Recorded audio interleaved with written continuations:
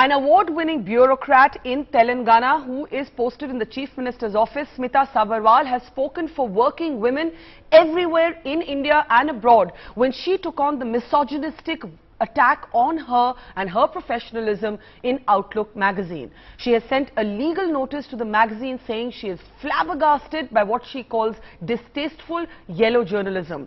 This after a gossip piece in the magazine described her as eye candy and wanted to know what she even does, describing her posting in the Chief Minister's office as a mystery posting. The gossip piece was accompanied by an awful caricature which showed the Chief Minister, a caricature of the Chief Minister of the state along with other netas ogling at a woman bureaucrat who is walking down what looks like a fashion ramp. Smita Sabharwal sued, or rather has sent a legal notice to Outlook asking for a public apology and a retraction. Outlook has taken down the cartoon caricature, but the copy is still up.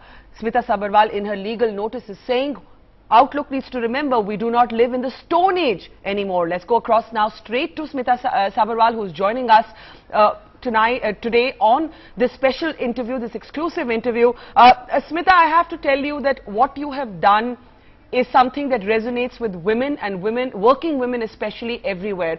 I want to ask you, what made you decide to take legal action? You could, after all, have chosen to look the other way, felt annoyed, ignored it and moved on. Good morning, Barkha. Very happy to be on NDTV. I think it is a sense of professional pride, nothing beyond that, because it has been 14 years, long years for me in this service, with many milestones, and possibly the caricature, the write-up hurt very badly. At the same time, it made me think that if they can do this to a bureaucrat who is doing a serious job, possibly women across would be subjected to this kind of, yellow journalism, and it is high time we step up and put an end to it. What really hurt is that a magazine like Outlook, which is considered to be an opinion maker, which is supposed to be, somebody who watches, who are the conscience keepers, who supposed to be the change agents in our country today, they behave in this fashion. They stoop to such levels of yellow journalism that they cannot respect a professional for doing her job. And Smita, one of the things you say in your legal notice, and I found this very interesting, is that you say how you dress. You say, your lawyer says on your behalf, her appearances, her trousseau, or how and what she chooses to wear and be seen in is not your business or the concern of the magazine. This after they referred to you, and I want to bring up that picture, wearing what they called a frilly top and trousers, like this is some news event, and attending a fashion show. I mean, what were they trying to say, Smita? We're bringing up that picture of you at that fashion show. So what if you attended a fashion show? What was the point of that reference? Absolutely. That is what beats me, like you said. It is in my private capacity. Like I mentioned to you earlier, Barkha, I went out, it was my birthday incidentally, and I went out with my husband for a fashion show as a guest. And this was on request of a well-known designer, Mr. Abhishek Datta, who was showcasing the event in the Park Hotel, which is a very good social event place. So there is nothing shady about it, and even if it is my personal life. What I wear and who I go out with is nobody's business except mine. And I would have really appreciated it if Outlook had bothered to mention that, some good stories about people, not just about women bureaucrats. There are women professionals all across. Why don't they write good stories about the work they do? I mean, how does it interest them as to what we do in our personal lives? Yeah, and what we wear and who we hang out with and how we socialize. I mean, how is it any of their business? Would they ever have written this about a man? I mean, you're married to a police officer, but I can't imagine someone would write this about him or any other male bureaucrat or any other male. Absolutely. That's the whole point. It's women are still being objectified in spite of whatever we think we have moved on, and the world looks at India differently. But the unfortunate bit is, Barkha, if we continue to encourage and indulge in this kind of journalism, the world opinion remains the same about how we view ourselves and how we view our women. So to me, this is a personal agenda in the sense that I want Outlook to apologize to women across the country across the world, because it is not an insult to me. I know what I am. I don't need anybody to tell me, Yeah. as to what my professional competence is. But this is an insult to women in general. Another thing that your lawyer writes, Smita, is my client's hard work, dedication and her excellence at her chosen profession are washed away by the mere fact of her being an attractive, young, successful woman. There's almost an expectation that if you're a successful woman and you also look good, then immediately that gives the right to people to whisper about you, to create sexual innuendos, to even caricature the chief minister ogling at you. There was I know I spoke to you this morning and I was very divided about whether we should reproduce Outlook's caricature on television. And we've decided to do it because people who haven't seen it, the magazine has taken down the caricature but not the copy. People who haven't seen it need to see it. So let's bring up the caricature. And Smita, I want to ask you, that caricature, that cartoon, it has a caricature of you walking down the ramp and a caricature of the CM and other netas ogling at you. What are they trying to say? The magazine should explain, because I am being extremely honest. In my 14 years of work experience, I have never ever encountered any politician or any male individual or any male officer who has even discreetly given me the impression that I am eye candy. I have been treated as a figure of authority in the districts that I have worked. I have earned the respect of the people there, the affection of the people there, and not once has anybody made me feel that I am a lady. Yeah. I mean, I have felt always like an officer, and I pride myself on that. So this seems to be a personal agenda for the magazine. I really do not know what the conspiracy is and who is behind it, but all the people who have been made fun of are equally hurt, is what I'd like to say. Ma'am, I want to ask you, you said we are not in the Stone Age anymore. What is it that you want to say to working women anywhere? Because I'll tell you that, as a journalist of 20 years and as a woman, I can tell you that women who do well and women in public life will always be pulled down. Even Hillary Clinton once said to me in an interview that when they write about me, they say Hillary Clinton, then in parentheses they describe what I'm wearing. But when they talk about Obama, they don't describe what he's wearing.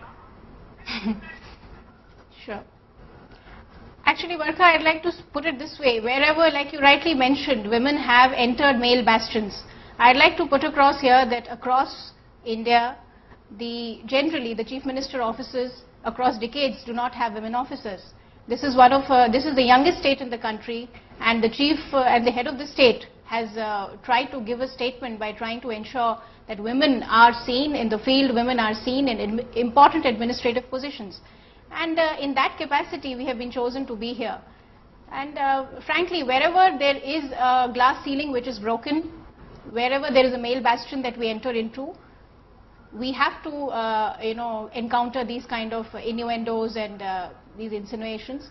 And I would just like to tell all the women out there, I mean, I have had amazing, expression of outrage on the social media, and I was really touched to see that for every one pervert that is there are lakhs and lakhs of women, lakhs and lakhs of men, students who know where we are heading, who have a sense of, gender equality, and who have a sense of how to view a woman, importantly, as a mother, as a sister, as a wife, as a friend.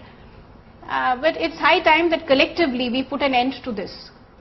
And Smita, I want my women colleagues to know that wherever we are, we should not tolerate this kind of rubbish, whatever be the field of work. I couldn't agree with you more. And I want to ask you, Smita, that the most offensive part to me is the fact that they questioned the validity or the professionalism of your posting. They said it's a mystery what you even do. You've been an award-winning bureaucrat. Your health initiative has been recognized by the Prime Minister's office. There are bureaucrats who asked for you to be posted back to Nalkondas because there's a fluoride-affected district there. Your professionalism is award-winning. It's been recognized by the Government of India more than once. And yet this magazine says, what exactly does Smita Sabharwal do? Yes, it reeks of...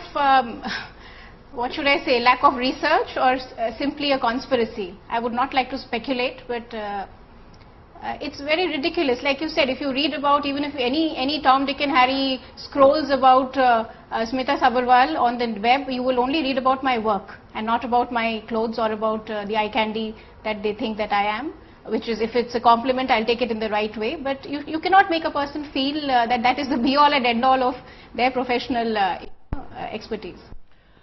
And let me ask you, what for you has been the most painful part of this article? You know, Outlook says we didn't name her. I tried to get a response from Outlook and they said we didn't name her. How does she know it's about her? So what would you like to say to that? You know, innuendo can nail you even if they don't name you. Everybody knows they meant you, right? Absolutely, and they'll hear from me. They'll know when it's a criminal suit which is being initiated at this stage by the Telangana government, and also me in my personal capacity. They will explain to me in court as to who they think it is, if not me. I'd like to know who the other officer is, and I would request that officer, whoever it is, to go ahead with the same. And you say you're utterly flabbergasted, shell-shocked, angry and extremely disturbed in this legal notice. I want to ask you to talk a little bit about what you said earlier. That it's my personal life. Even if I'm at a shady place, even if I'm dressing in whatever way, it's my business. Are successful women subjected to some puritanical notions of morality, of social morality? Is there still a social conservatism that dogs successful women?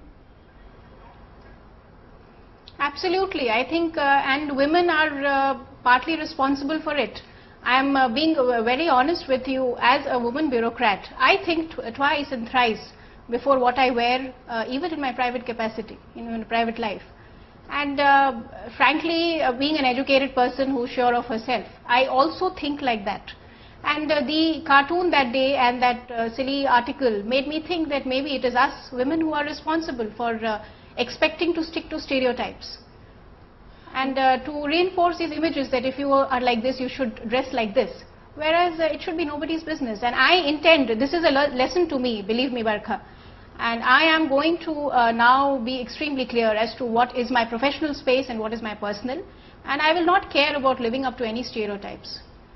And when you say you have to think twice about what you wear, why is that? I presume, I do not know, cannot comment and generalize on other professions, but in my profession, we largely deal with the rural masses. And in my capacity as district collector, district magistrate, where I have served, there is a sense of people consider you to be their own when they see you in an attire which is familiar to them. That is a sentiment which I have always, tried to live up to. And for the last 14 years, anybody will tell you that I am known to be only seen in a sari. And possibly that is a fault which, I should have broken once in a while. But I know of many colleagues who dress differently. And many colleague probationers, when way back in the academy days, where there would be, hello, Barkha? Yes, ma'am, go ahead, go ahead. Yeah. I remember way back in 2000, the year that we were trained in the academy, there were a lot of lady probationers who were demanding that trousers should be permitted as part of the formal dress in the IS, academy. And there was a huge furor, and the academy authorities thought that it is unbecoming and it's a non-Indian attire. So there have been, on and off certain stereotypes that we've been trained to believe in. But I think it is high time. The world looks at us differently. We should be dressed in a dignified way. We should be confident of what we are. And largely, and at the end of it, mostly, we should be professional. That is what is the whole point. And your final message to working women and women anywhere and everywhere? Well, I'd just like to say that I think we all have come a long way. We have been encouraged by our fathers, by our mothers, by our families to give our heart the best that we can be, and we have been educated well, we have been given all the family support, and we should just go out and do our job and do it with confidence and not let few perverts in any way stop us or try to demotivate us, because we deserve better and we are the future. So I would definitely, on behalf of all of us, ensure that such journalistic publications are taught a lesson they will remember. Well, I have to tell you, Smita, that I think all women listening to you, not just me, stand in solidarity with you. This is nothing but what we're calling a sexist outlook, and more power to you for calling out misogyny and not just simply accepting it. I think that will give hope to a lot of women, professional women especially, to speak up. Thank you so much, Smita. Thank you, Barkha. Thank you.